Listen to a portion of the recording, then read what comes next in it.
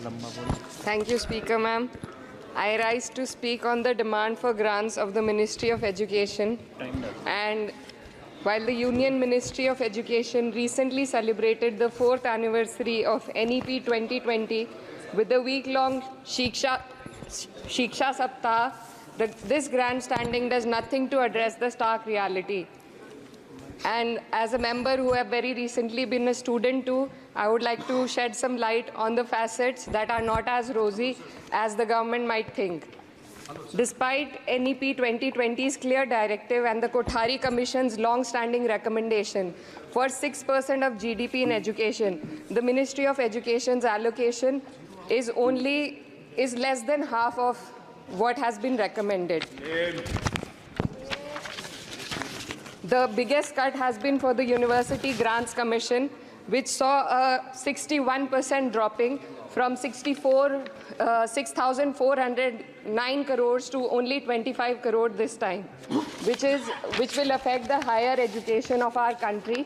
And in 2020, India's average learning adjusted years of schooling was 7.1 years, lagging behind countries like Mexico, Kenya, Sri Lanka, Iran, UAE, and even Palestine. The foundational skills are alarmingly weak among 14 to 18-year-olds. About 25% of those surveyed couldn't read a standard 2-level text in their regional language, and only 43% could solve a simple division problem. Shockingly, nearly 43% of undergraduate students also struggled with basic division. This report is a testament to the fact that in reality our education system has failed to educate a large section of the population, especially students from underprivileged backgrounds dependent on state-run education. So, Speaker ma'am, higher education, especially for women, is crucial to gaining empowerment and employment. And the AISHE report shows that only 10.4 colleges in the country were exclusively female. The constituency that I represent and other such areas in the country where patriarchal beliefs have prevented women from accessing co-ed colleges. Therefore, we need women specialized institutions so that women can get educated and get further in the society. Ma'am, पिछले 7 साल में देश भर में 70 paper leak हुए हैं, जिससे 2 करोड़ युवाओं की ज़िंदगी बर्बाद हुई है। नीट, नेट और अन्य ऐसे पेपर लीक से हमारे देश की परीक्षा कराने वाली संस्थानों की छवि पर गहरा धब्बा लगा है, और जिसके कारण देश के युवा का इस सरकार के निष्पक्ष परीक्षा कराने की क्षमता से भरोसा उठ चुका है।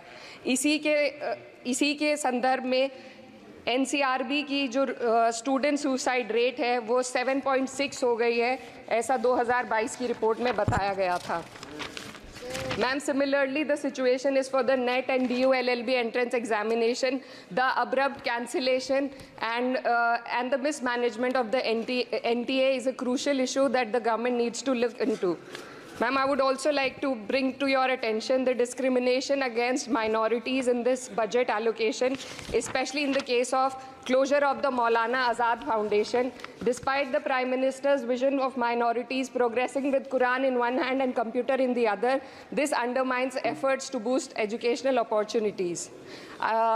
What we also need in today's time is quality STEM education, as outlined by India's National Education Policy 2020, and it is crucial for fostering critical thinking and preparing our youth for 21st century challenges.